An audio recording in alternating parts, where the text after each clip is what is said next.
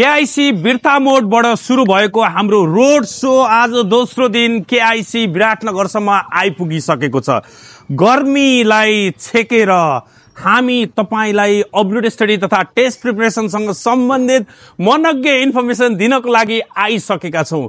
Australia, UK, US, Canada, न्यूजील्यान्डबाट पाल्नु भएका कलेज तथा युनिभर्सिटीका रिप्रेजेन्टेटिभहरू, banking partner, insurance partner, British Council PT का प्रतिनिधिलाई तपाईले प्रत्यक्ष रूपमा भेट्न सक्नुहुन्छ।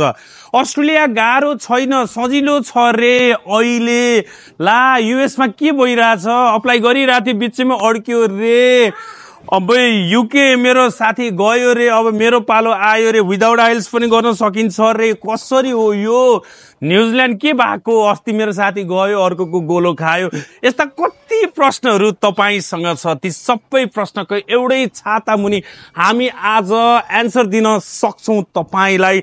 विराटनगर अथवा आसपासमा रहनुभएका विद्यार्थी तथा अभिभावकहरूलाई चुले निम्तो दिनको लागि यो भिडियो बनाउँदैछु। अबको केही समयमा नै हाम्रो रोड शो सुरु हुँदैछ।